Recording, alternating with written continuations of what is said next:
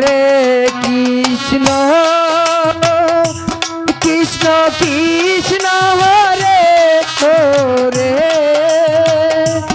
হরে রাম হরে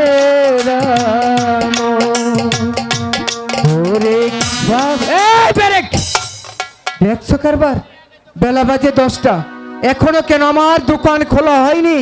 আরে গেরুয়া গেরুয়া রে আইছি রে দাদা। দেখছো দেখি কারবারটা, হ্যাঁ সব দোকান খোলা হয়েছে, এখন আমার দোকানটা খোলা হয়নি কেন? মেলা দূরে তো দাদা, এই গেরুয়া দেরি হইতাছে। আইছি রে দাদা। এই কোথায় ছিলি? আরে দাদা বেগুন ডাল বাজারে ছিলাম। দেখছো কারবার বেলা বাজে 10টা এখনো দোকান খোলা হয়নি কেন? এখন তো আগান পারি। জলদি দোকান খোল, ভালো করে খোল।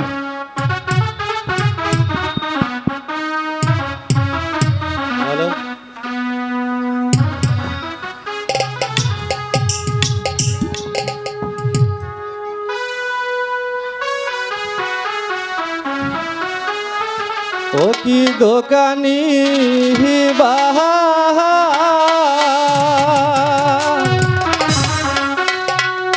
আহা আজকে আছি আমি উপবাসেতে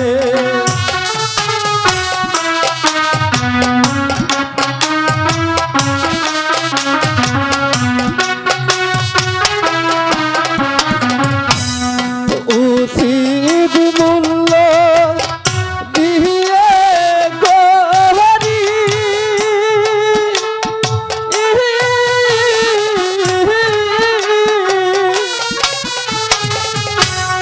লহু দোকানি বাহার আমার ঘরি কি দোকানি বাহার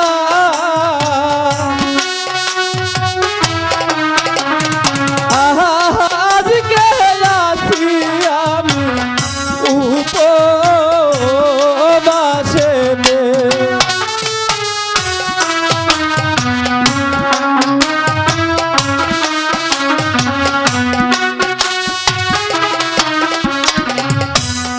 যদি ভাই গো নাহলাও খরি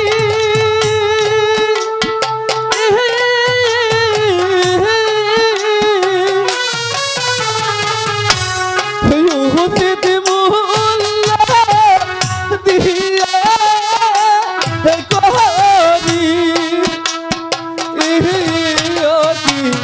দোকানি বাহা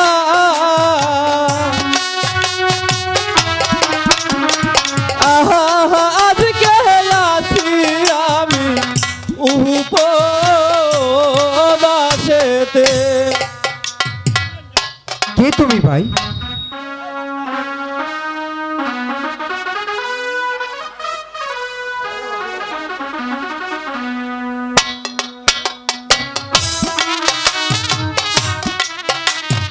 কে তুমি? তুমি 3 দিন ধরে অনাহারে? তোমার মাথায় খড়ির বোঝা কেন? কি হয়েছে তোমার? বলো ভাই, সত্যি করে বলো। ভাই আমার অদৃষ্টে যে এই লেখা ছিল তাই তো এই খড়ির বোঝা আমার মাথা।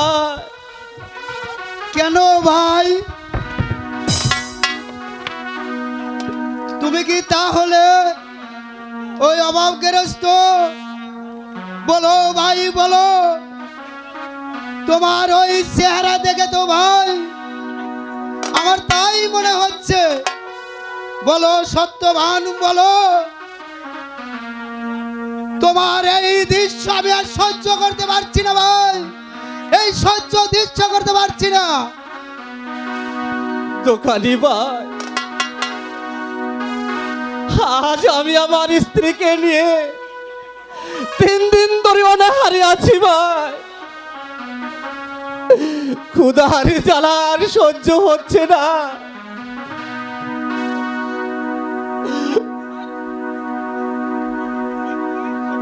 কি বললে সত্যবান? তুমি 3 দিন ধরে অনাহারে আছো?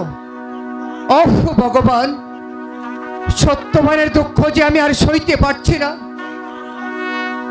এই তো, এই গেরুয়া, এই চাল ডাল যা কিছু আছে সব সত্যবানকে দিয়ে দি। দিচ্ছি দাদা। তুমি মাঝে মাঝে এসো আমার কাছে ভাই, আমি যতটুকু পারি অতটুকু তোমাকে আমি দিয়ে উপকার করব। আর আমি সময় পেলেই তোমার বাড়িতে গিয়ে তোমাকে দেখে আসব। ঠিক আছে ভাই, জানি না ক্ষুধার জ্বালায় আমার প্রিয় সত্যবতী বেঁচে আছে কিনা। আমি যাই ভাই, বিলম্ব যে আমার আর সহ্য হচ্ছে না। ঠিক আছে ভাই, তুমি যাও। এই গেরুয়া, ওই, এটি মাথায় লো।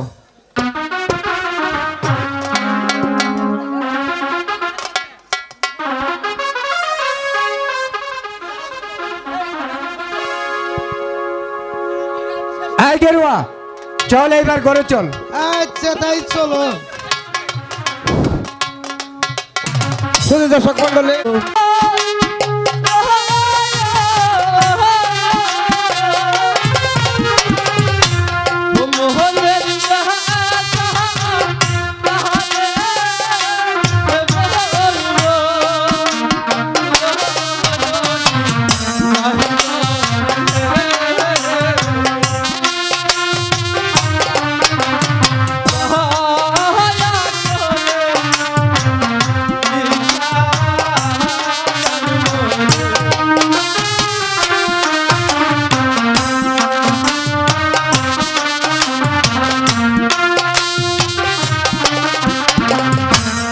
তোমরা যদি না দাও ভিক্ষা,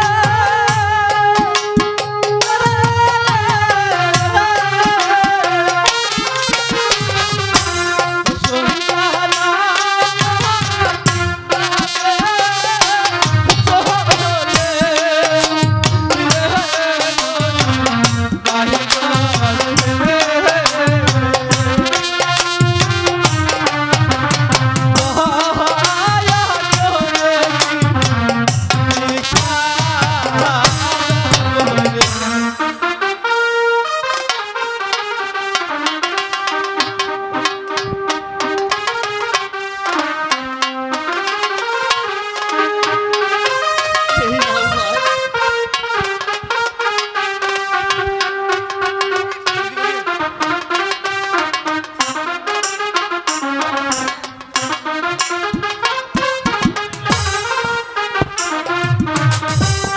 আমাদের হাতে সময় নাই ভাই।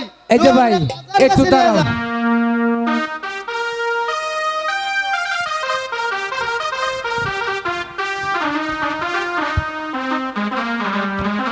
এই যে ভাই, এই যে তোমার বাচ্চা, বুঝলে আমার বউ দুইটা বাচ্চা, ভগবানের চাইলে মনে করো প্রতি রাতে একটা করে দিতেও পারে।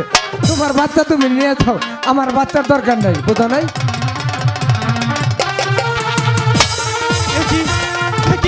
আমার বাচ্চা তোর নিয়ে গেছে, আমার বাচ্চা তোর নিয়ে গেছে।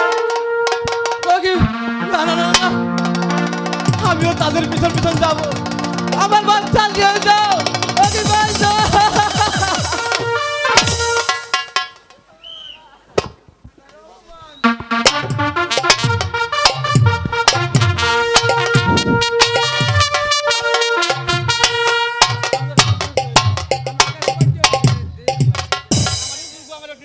সেনাপতি সাহেব, আজ বহুদিন যাবৎ একটি পুত্র সন্তানের আশায় আমি ওই ভগবানের নিকট প্রার্থনা করে আসছি, তবু আমার মনোবাসনা পূর্ণ হলো না। তাই তাই এই রাজ্য পরিচালনা করার জন্য আমার কিছুতেই যে মন বলছে না সেনাপতি সাহেব। এই নিয়ে আর আপনি ভাববেন না মহারাজ, একদিন না একদিন আপনার ভগবান আপনার প্রতি কিবা দয়া করবে। তাই যেন হয় সেনাপতি সাহেব। ওই ঠাকুরের ইচ্ছায় আমি যেন একটি পুত্র সন্তান লাভ করতে পারি সেনাপতি সাহেব। তাই হবে জনাব। প্রণাম মহারাজ, প্রণাম। কে চাও তোমরা? মহারাজ, আমরা সাগরের তলে মাছ ধরতে গিয়েছিলাম, এই দেখে এই সাগরের তলে ছেলেটি বেঁচে এসেছে, তাই তো তাকে সাগর থেকে উদ্ধার করে আপনার কাছে এনেছি বিক্রি করার জন্য। মহারাজ, মহারাজ, এই তো সুযোগ, এই ছেলেকে রেখে দিন, একদিন আপনার লাভ হতে পারে। আর ওরে কিছু টাকা দিয়ে দিন, ভবিষ্যতে সে আপনার একদিন পুত্রের ন্যায় মানুষ হবে।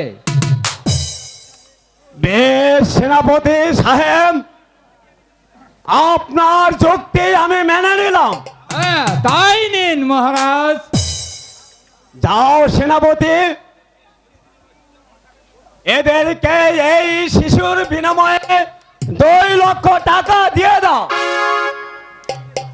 এবং এই ছেলেটি আমার কাছে দিয়ে যাও। এই নিন মহারাজ। তোমরা তাহলে এসো। চলুন।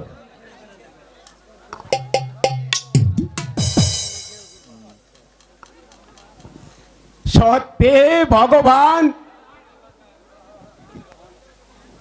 আপনি আজ আমার প্রতি মুখ চোখ তুলে তাকালেন। এই কে আছে? রানীকে পাঠিয়ে দে। আমায় ডেকেছেন মহারাজ?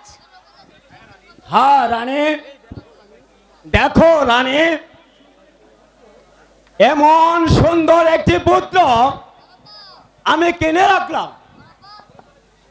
এই ছেলেটি নাকি ওই সাগরের জলে ভেসে এসেছে। তাই তো, কি সুন্দর ছেলে। দাও, ওকে আমার কুলে দাও। নাও। ওকে আমার পুত্র বলে লালন পালন করব। রানী, তাহলে এই পুত্রের কি নাম হতে পারে রানী? মহারাজ, আমি বলছিলাম কি আপনি একটি নাম রেখে দিন। রানী, ওই শিশুটি যখন সাগরের জলে ভেসে এসেছে তখন তখন ওর নাম রাখলাম সাগর বাসা। বাহ, চমৎকার নাম হয়েছে। বেশ রানী, এবার চলো আমরা এই ছেলেটিকে নিয়ে একটু আনন্দ করার জন্য ব্যবস্থা করি। তাই চলুন।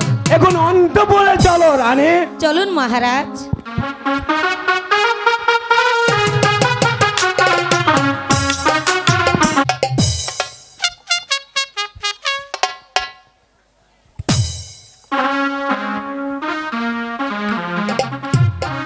সেনাপতি সাহেব,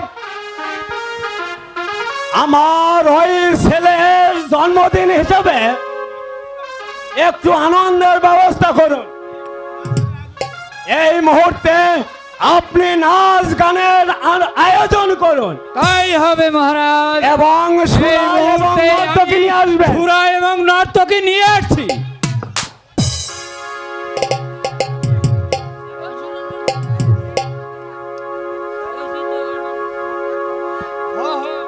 ওহো ঠাকুর,